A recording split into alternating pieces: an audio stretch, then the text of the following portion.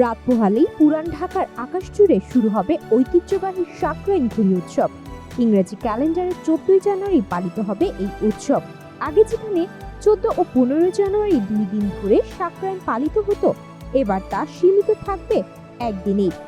সময়ের পরিবর্তনে উৎসবের রূপ বদলালেও ঘুড়ির প্রতি মানুষের উন্মাদনা এখনো অটুট। পদ্মা সেতু, মেট্রো রেল এবং এলিভেটেড এক্সপ্রেসওয়ে নির্মাণের গর্বিত অংশীদার বসুন্ধরা সিমেন্ট। সাকরাইনের মূল আকর্ষণ ঘুড়ি উৎসব।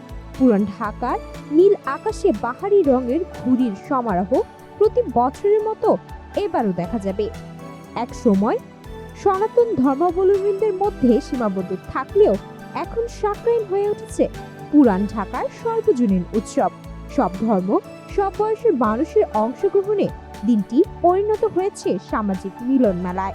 সম্প্রতি বছরগুলোতে নতুন ঢাকার তরুণ তরুণীরাও এই উৎসবে যোগ দিতে ভিড় করছেন পুরান ঢাকায়। মঙ্গলবার সরজমিনে দেখা গেছে শাঁখারীবাজার, নারিন্দা, ধোলাইখাল, ধূপখোলা, গ্যাঞ্জারিয়া, সূত্রাপুর, লালবাগ সহ অলিগলি জুড়ে ঘুড়ির পসরা সাজিয়ে বসেছে বিক্রেতারা। শেষ মুহূর্তে বেড়েছে ঘুড়ি, নাচাই ও সুতার বেচাকেনা। ছোট বড় সবাই ব্যস্ত নিজেদের পছন্দের ঘুড়ি কিনতে।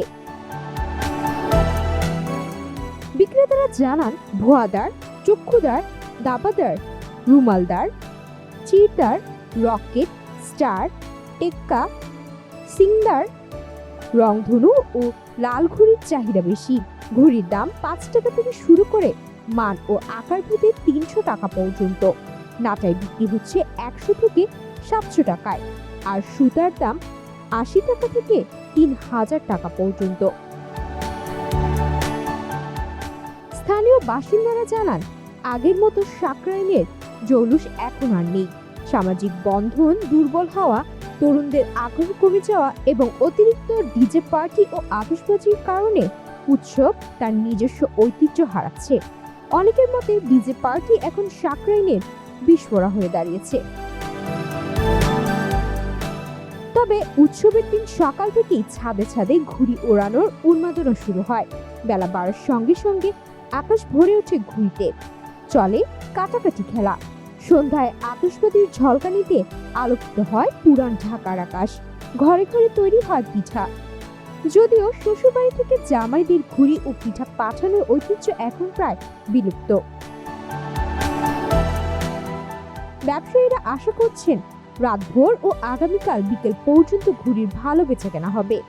সবকিছু মিলিয়ে জৌলুস কমলেও পুরান ঢাকার প্রাণের উৎসব সাকরাইন আজও মানুষের আবেগ আর ঐতিহ্যের প্রতীক হয়ে আছে। সুমাইয়া মিতু, বাংলাদেশ প্রতিদিন।